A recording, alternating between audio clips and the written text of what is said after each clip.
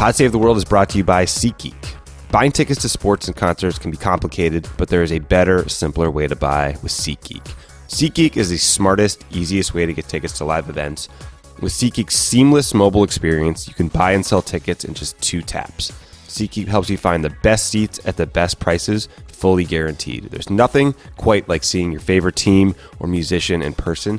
SeatGeek gets you closer to the action for the best value you can find. I have a SeatGeek app on my phone. It is the easiest way to shop for tickets. I can be anywhere, and with just a few taps, you can find great seats at a great price. You will not regret it. It will make your life infinitely easier than trying to scroll through 500 websites to find the best options. SeatGeek is designed to make your ticket buying experience easier than ever. SeatGeek saves you time and money by searching multiple ticket sites to compare prices. You can find amazing deals. And to get you the most bang for your buck, SeatGeek grades every ticket based on value to help you immediately identify the best seats to fit your budget. Plus, every purchase is fully guaranteed, so you can shop for tickets on SeatGeek with confidence. Make SeatGeek your go-to app for finding the best deals on every type of tickets, from sports and concerts to comedy and theater. Best of all, my listeners get $20 off their first SeatGeek purchase. Just download the SeatGeek app and enter the promo code WORLD today. That's promo code WORLD for $20 off your first SeatGeek purchase.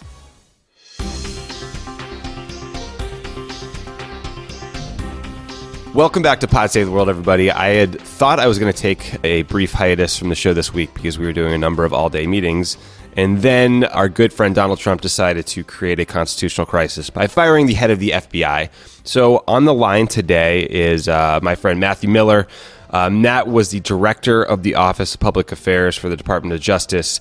He's worked in the United States Senate. He is someone who understands the practices and procedures at DOJ and also knows a lot of the individuals who are still there. So, Matt, thank you so much for jumping on the phone today, man. I really appreciate it. Yeah, Tommy, of course. Happy to do it.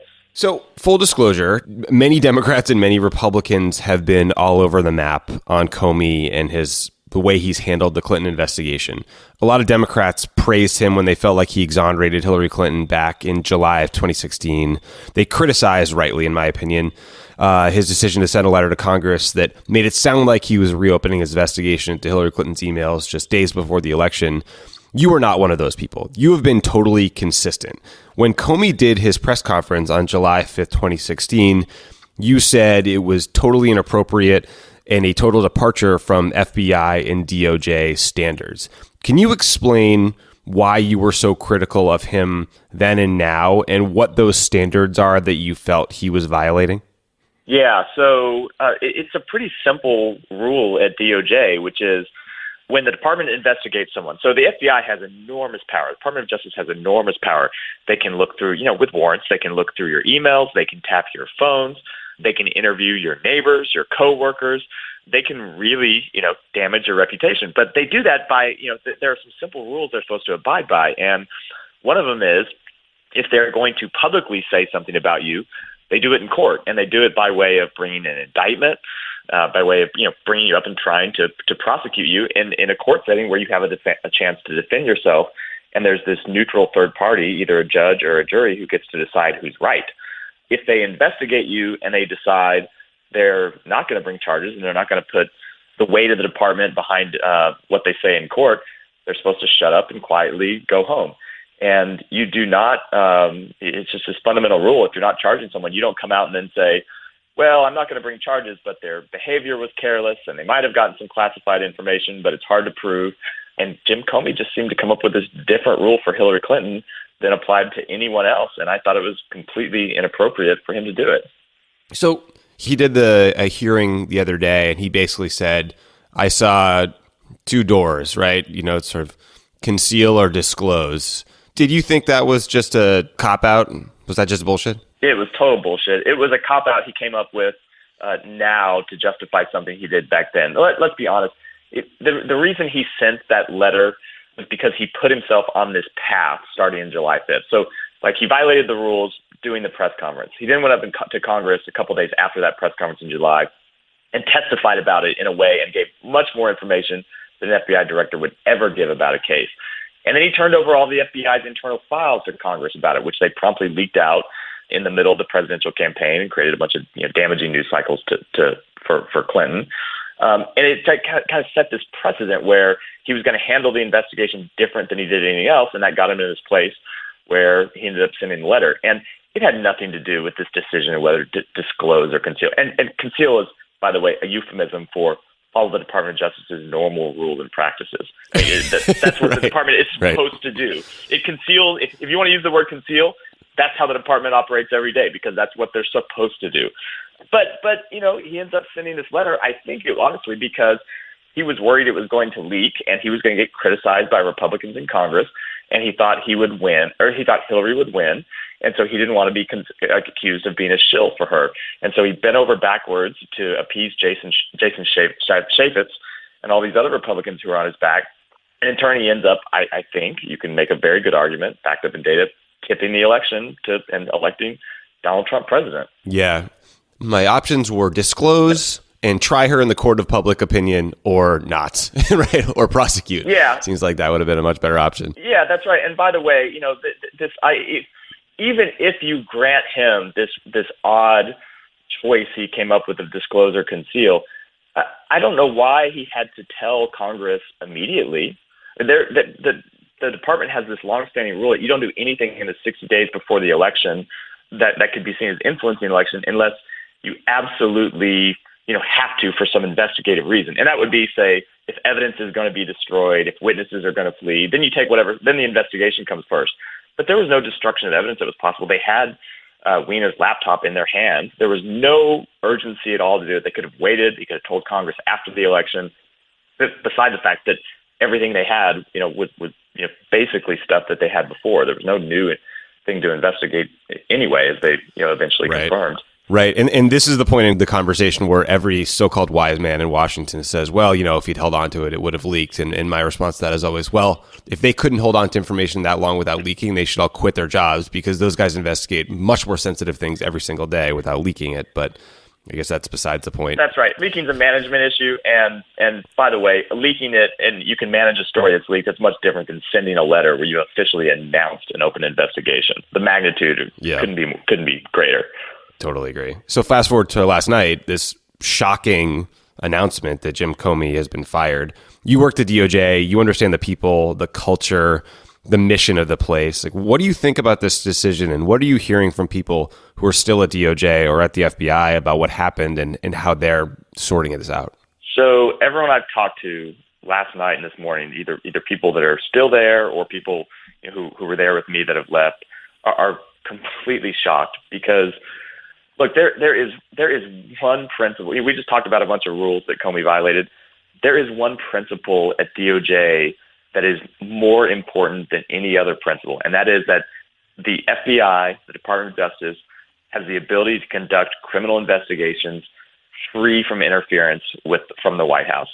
And then you take that rule and you multiply it times 100, a factor of 100, when it comes to investigations that involve the White House. Right, so the president shouldn't be directing investigations or firing people over investigations, say if it was into a company, if he wanted to help the company. If it's into the president and his campaign associates, it is even more sacrosanct rule. And I don't think there's anyone that believes, I don't think they could have come up with a more laughable justification for firing Comey than it was over how he handled the Clinton case.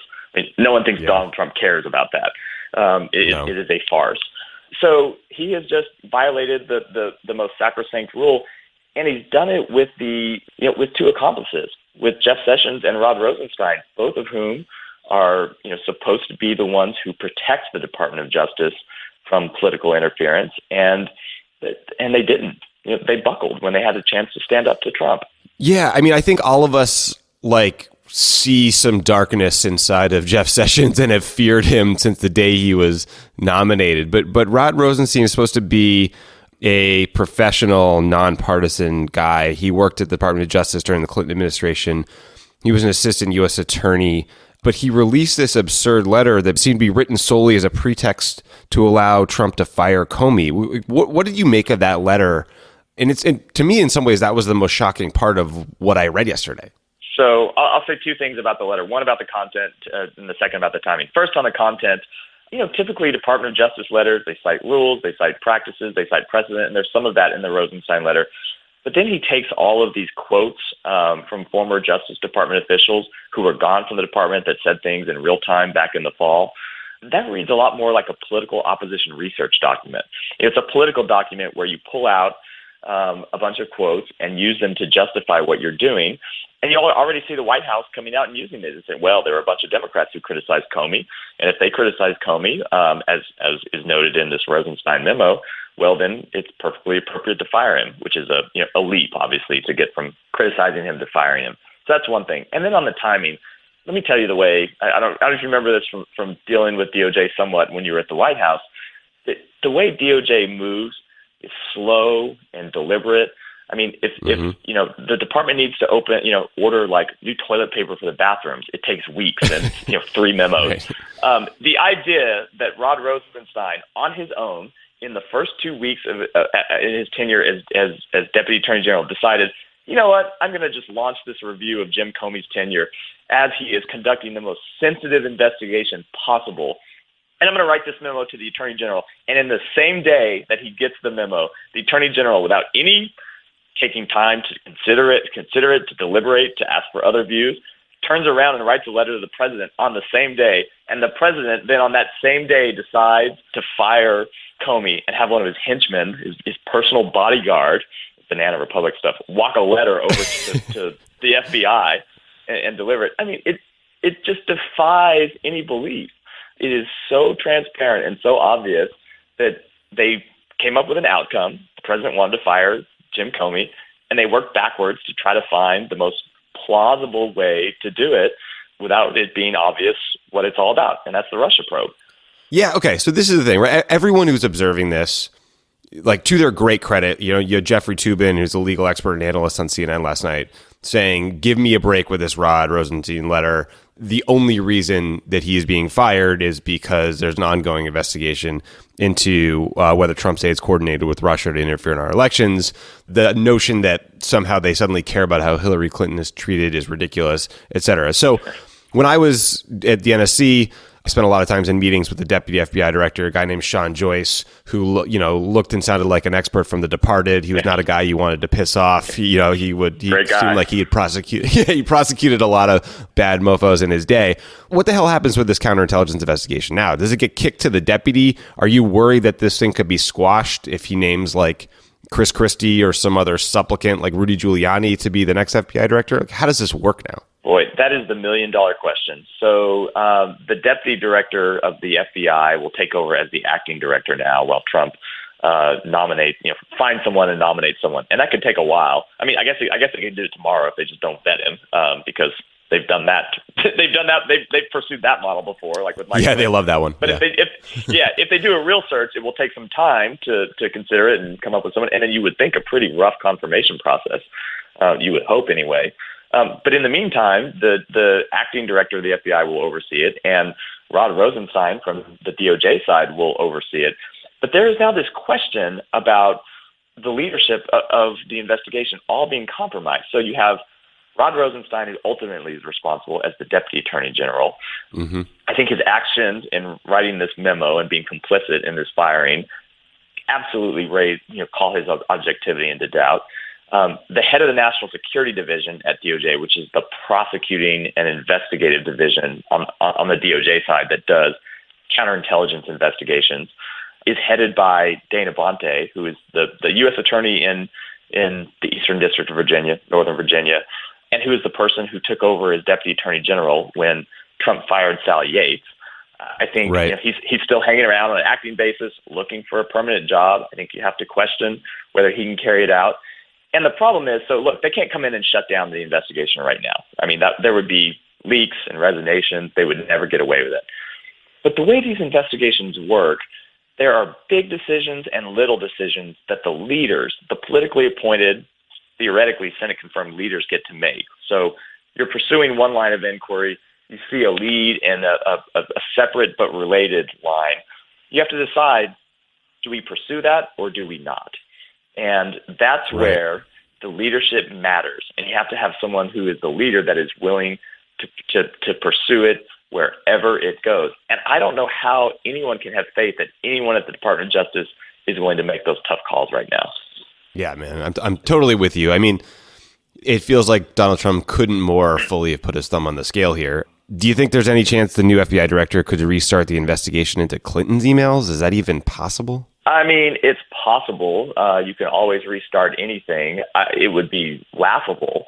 I mean, that case was always a clunker from the beginning. I mean, everyone who works at the Department of Hillary Clinton was never going to get prosecuted for disclosing classified information or mishandling classified information. There was never going to be a case there. It was kind of a right-wing fantasy that got turned into a big investigation. And I don't even think I'm skeptical whether that even needed to be a full investigation. But there was never going to be a prosecution. If they did that, it would be the clearest sign that the Department of Justice has completely gone off the rails. And I don't know what I mean. We already have a clear sign that the Department of Justice has completely gone off the rails. Yeah. The FBI director has been fired for investigating the president. So this would be worse. But we're already there. We're already into really uncharted waters. You're geeking out with me on Pod Save the World. More on the way. Pod Save the World is brought to you by Stamps.com.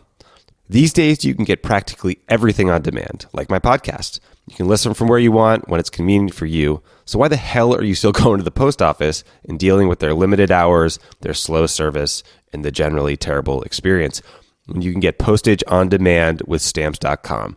Anything you can do at the post office, except fly into a blind rage, you can do right now from your desk with Stamps.com. Buy and print official U.S. postage for any letter or package using your own computer and printer. But unlike the post office, Stamps.com never closes, so you can get postage whenever you need it, 24/7. Right now, if you use the promo code CrookedWorld, you can use this special offer, which is a 4-week trial, and it includes postage and a digital scale. Do not wait. Go to Stamps.com, and before you click on anything else, click on the radio microphone at the top of the homepage and type in Crooked World. That's Stamps.com. Enter the code Crooked World. With Stamps.com, you get all your postage you will ever need, and you never have to go to the post office again. It is great. Pod Save the World is also brought to you by Lyft. Want to make some more money? Drive more. It's never been easier to give yourself a raise. Lyft believes that being a rideshare driver should be fun. If you're having a good time, so are your passengers, and it's just an overall better experience. Only Lyft offers in-app tipping. When you drive for Lyft, you get 100% of the tips, and your drivers are not fumbling around for cash or generally pretending they don't have it. Drivers have been paid over $150 million in tips since the feature was introduced. That's a ton of money. ExpressPay lets drivers get paid almost instantly instead of waiting for weeks.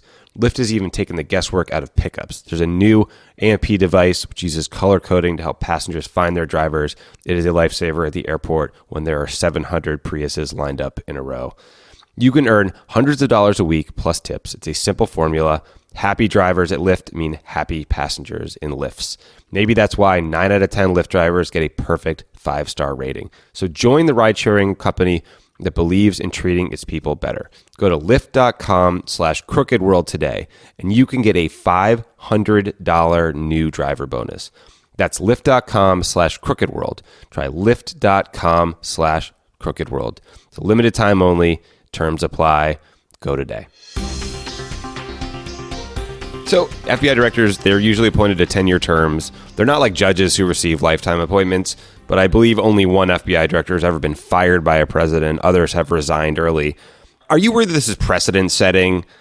Like, can Congress speak out and do anything to prevent yet another norm from being eroded? Because, normally there was just sort of seen as a political cost to hiring a problematic FBI director. Like Bill Clinton had a notoriously awful relationship with his FBI director, Louis Freeh, right? But he couldn't fire the guy because he thought it would just look so bad optically. Clearly, we are in another planet here, and Donald Trump doesn't give a shit about any optics and cared more about Jim Comey being on TV too often than he did about what's going to be a massive reaction. I mean, is there any way to keep this from being precedent setting, or are we screwed now? I mean, this is the question about everything with Trump. And, this goes back to releasing his tax returns, whether he's going to divest his businesses, his private businesses, when he joins or when he takes the oath of office. He has just blown right through all of these norms. And at every time, there's been no one other than Democrats who will stand up and say, you know what, this isn't appropriate. And this is a real test. We keep saying, I feel like we keep waiting for, what is the point where Republicans in Congress will stand up and say, you know what, enough? And if they don't stand up and say enough here, they have to think about what it means for this administration, obviously, and what it means for this investigation, whether we ever whether we ever find out the truth about what happened.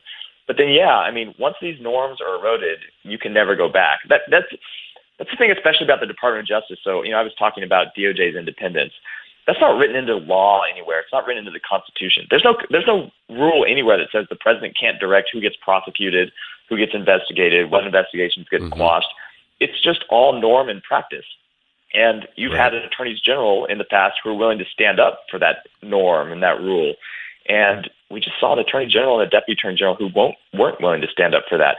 And once that precedent is set, there's nothing to stop any future president, any future attorney general from ignoring it, other than the other men and women in government being willing to stand up and say it's wrong.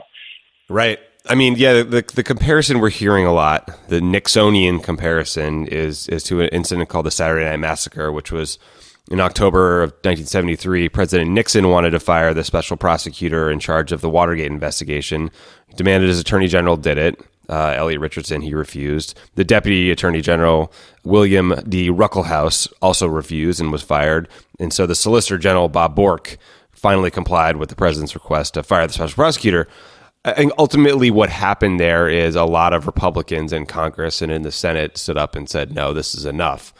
Have you seen anything that leads you to believe that might happen here? Like the Grahams and McCains of the world who get a lot of credit for being independent-minded, have they said anything that makes you feel like they might be putting their foot down here?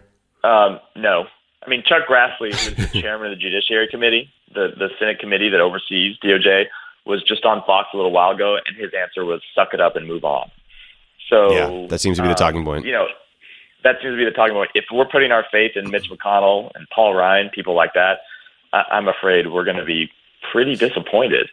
You think back, you think about Watergate. If Jeff Sessions was Attorney General then, it seems like he would have fired the special prosecutor. And it seems fairly obvious. If Mitch McConnell had been the leader of the Senate instead of, Howard Baker, who was a prominent senator at the time and eventually, went to Nixon and said, you have to step down, Nixon probably never would have left. There's been a change in the Republican Party where they are just unwilling to stand up for these basic traditions of American democracy. We're 110 days in. Trump has fired his national security advisor, his deputy national security advisor, the acting attorney general, the FBI director.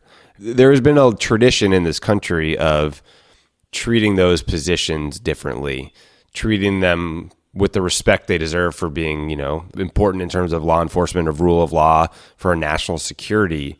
I am every day struck by how little you hear about that, the general sort of chaos in the national security team for Donald Trump.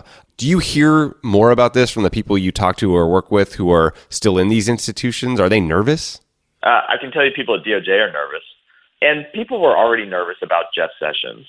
It's hard to overstate that. People were nervous about whether he would enforce civil rights, whether he would respect criminal justice reform, and clearly doesn't. We just know his beliefs on that. But there are even people who disagree with Sessions on a lot of things, hoped that, he's someone who came up in the department. He'd been an assistant U.S. attorney. He was U.S. attorney for, I think, 12 years. And there really is this culture at the department. You don't have to work there very long to get kind of, this culture, deep in your bones where you respect independence. And people hoped that he would be someone independent. And he pretty quickly showed he wouldn't be. He's walking around all the time talking about this is the Trump era, which is something that, attorneys general just aren't supposed to talk like that. And then everyone went, well, so Jeff Sessions isn't going to be the one to stand up for the department's traditions, but maybe Rod will be. Rod has been here sort of through both administrations. He'll be the one to stand up for us. And last night we found out that Rod isn't going to be that person either. And so now I think you're going to have a lot of people at DOJ have to decide, do I just leave or do I stay and try to fight? Do I try to hang it out and do what I can from the inside and be prepared to resign or be prepared to be a whistleblower? It's kind of individual decisions of everyone there. And unfortunately, most of the people you talk to are like, they just say, I don't know how long I can stay here. And you want to say, look, stay and fight and tough it out. But, I mean, you ask yourself, would you stay? I mean, it's hard to imagine. I don't know. I really don't know. And you're right. And, I think all of us sort of hope that Donald Trump will feel some shame. We'll see the headlines and wonder if he maybe made a mistake. But he spent the morning and last evening with childish attacks on Chuck Schumer, calling him a crybaby, attacking the service, Richard Blumenthal, the senator from Connecticut's record of service or something. I don't know what the fuck he's talking about. And this morning he's meeting with Lavrov, Putin's top diplomat. It's like, I can't tell if they're actively thumbing their noses at us or if, they're just that stupid. I mean, I think I sort of lean towards the latter, but I don't know if you have a take here. I think the staff are that stupid. I mean, you hear these reports that they thought this wouldn't be that controversial, which just shows how idiotic they are. It shows two things. It shows how politically stupid they are. It also shows that no one there has any clue about the traditions of the United States government and how it's supposed to work. But I would put Trump in a different category. I think Trump is rubbing our noses in it. I think this is a dominance thing for him. He's showing, look, I'm the boss. I'm the one that gets to decide what happens, and I'm going to do whatever I want, and none of you can stop me. And you know what? Until Republicans in Congress stand up, he's kind of right. Yeah, he is. Even though he gets to be a coward and have his random security goon deliver the message and won't even call Comey himself, he does get to make these decisions. Okay, so last question for you is like, what's the end game here? So Trump will have to name a new FBI director. There will be hearings to confirm that individual. I mean, do you think that Democrats will make the entire conversation about Comey's firing and the Russia investigation, or try to extract some promise that investigation will continue unmessed with? I would think and I would hope that they would make confirmation of a new FBI director contingent upon the Deputy Attorney General appointing a special prosecutor. That's clearly the only way out of this, is someone that is completely independent from the White House, completely independent from the chain of command at DOJ. Has to be someone like that who investigates this entire Russia case.